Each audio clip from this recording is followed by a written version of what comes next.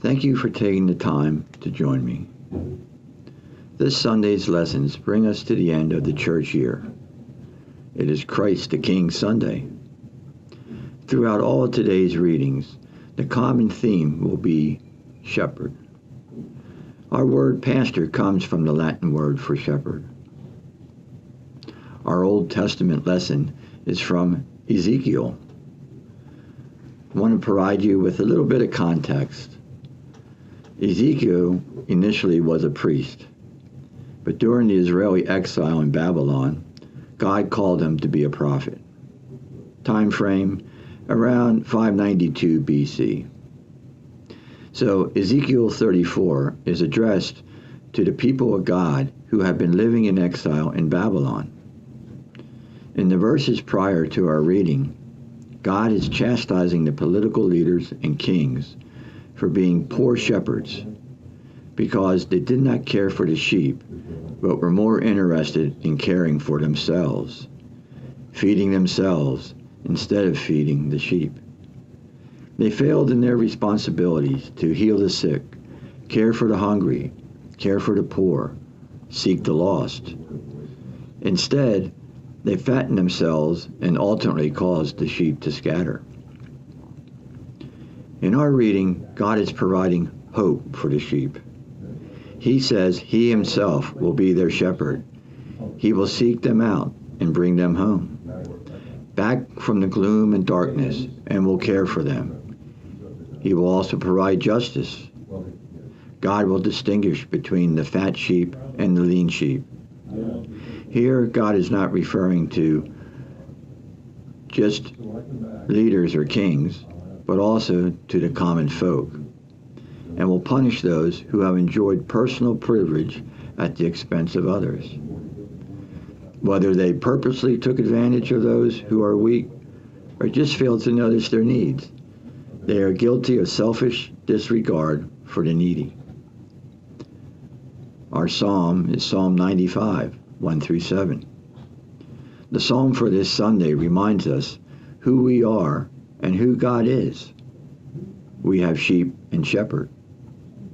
Our New Testament reading is found in Ephesians chapter 1, 15 through 23.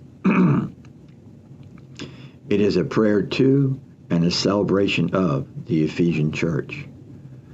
We start with Paul giving thanks for the faith, love, and trust that the Ephesian Christians have placed in the Lord Jesus. Paul is also commending them for their love for each other and for other Christian brothers and sisters. Are we at St. John's worthy of such a prayer? Paul continues praying that God will reveal Himself to these Ephesian Christians so that it will make it possible for them to know God more intimately. May that be our prayer as well. Moving through verse 18, Paul is praying that God will open their spiritual eyes, that they might see clearly and understand fully the hope that is inherent in God's invitation to be part of God's family. Our final verses deal with God's power that is so great that is almost unimaginable for us. And this power was used for our benefit, to effect our salvation.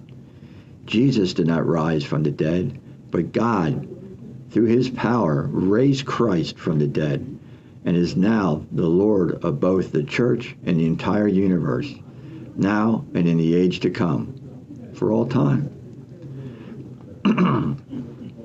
Our gospel lesson is found in Matthew chapter 25, verses 31 through 46. The picture that the words paint in these verses leave no doubt that Jesus, aka the Son of Man, is King of all. And in His second coming, He will pass judgment on His flock.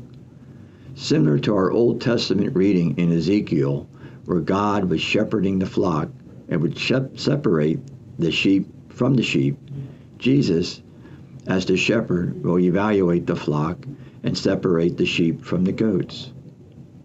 The sheep being those who have shown works of mercy by providing food, drink, hospitality, clothing, nursing care, and visitation.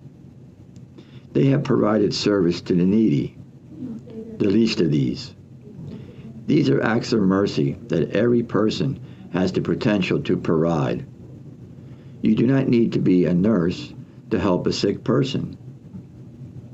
The mercies do not require a great sacrifice on the part of the giver.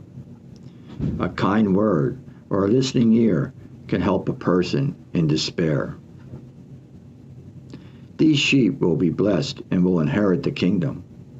The difference between the sheep and the goats is that the sheep gave because they were moved by human need, not by the potential for reward, pride, or self-esteem.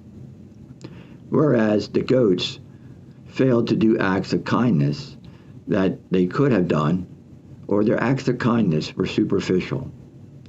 If actions had consequences, so do inactions. So as we conclude,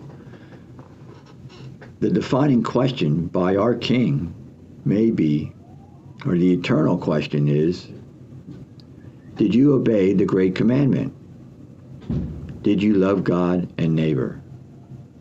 Jesus never asked us to save the whole world, just one person at a time. Be blessed.